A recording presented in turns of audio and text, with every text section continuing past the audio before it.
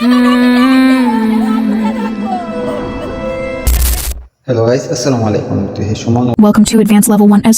তো বলো কেমন আছো তোমরা? গাইস, প্রথমেই বলে রাখি আজকের ভিডিও কোনো রোস্টিং টপিক নিয়ে হচ্ছে না। আজকের ভিডিও টপিক হচ্ছে জাস্টিং ফর লামিশা, সাথে জড়ে পড়া আরো অনেক তাজা ফুল। একটি শিশু, একটি স্বপ্ন, একটি জীবন। বিচার চাই লামিশা হত্যা। We want justice, no more silence.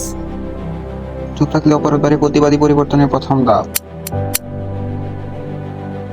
Guys, আমরা এমন এক দেশে বাস করি যে দেশের দ্বিতীয় শ্রেণীর ছাত্রীকে ধর্ষণ করে মাথা আলাদা করে রাখা হয় বালতিতে। আবার শুনুন, তার কোম্পানি গিয়েছিলাম আর বাড়িতে তিলাপ বাড়িতে গিয়ে যদি সঠিক বিচার নাহি পাই, দেশের এমন করুণ অবস্থা থাকার পরেও নেতা কর্মীরা ঈদের ছুটি কাটায়। কি করতেছে আইন, কি করতেছে প্রশাসন, কি করতেছে সরকার? আজ প্রায় 3 দিন পার হয়ে যাচ্ছে, এখনো পাইনি কেন সঠিক বিচার লামিশা হত্যা? তাহলে কি এই ঘটনাটাও চাপা পড়ে যাবে ফাতেমা, আসিয়া, আয়েশার মতো? প্রশাসন কি কখনোই বুঝবে না একজন মায়ের আর্তনাদ, একজন বাবার ক্ষত? রিসেন্টলি একটা ভিডিওতে দেখলাম ধরা পড়েছে নারপিশাচ, স্বীকারোক্তি দিয়েছে খুনি। স্বীকারোক্তি পাওয়ার পরে প্রকাশ্যে শাস্তির আদেশ হয়নি কেন শুনি?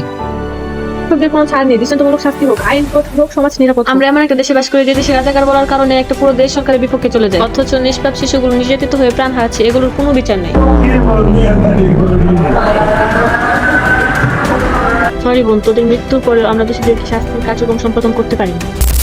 সংসদের নেতারা অন্যায় সঠিক বিচার কোথাও নাই। দেশে নারীদের মধ্যে সবসময় থাকে ভয়, সব মেয়েদের মতো নিজেও শিকার হয়। আমি তো দেখেছি জড়ে পড়েছে কত ভুল শত শত। প্রশাসনের কাছে জাতি জানতে চায় আর কত দিন এমন হতে হবে নির্যাতনের শিকার। এমন প্রশাসনের প্রতি জানাই ধিক্কার, কারণ তারা দিতে পারে না সঠিক বিচার। যদি প্রশাসন নাই পারে সঠিক বিচার করতে, তাহলে নিজেই তুলে নেওয়া আইন নিজের হাতে। তোমার মা, তোমার বোন, তোমার সন্তানকে রক্ষা করতে। তাই সময় থাকতে এই কলম ছাড়া অস্ত্র ধরো, নিজের রক্ষা নিজেই করো।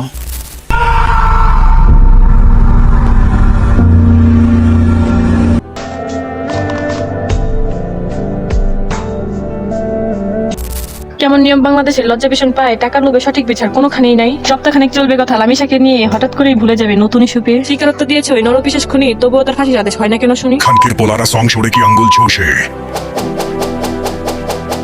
আমি তো দেখেছি কত যে স্বপ্ন মুকুলেই ঝরে যায়, শুকনো পাতা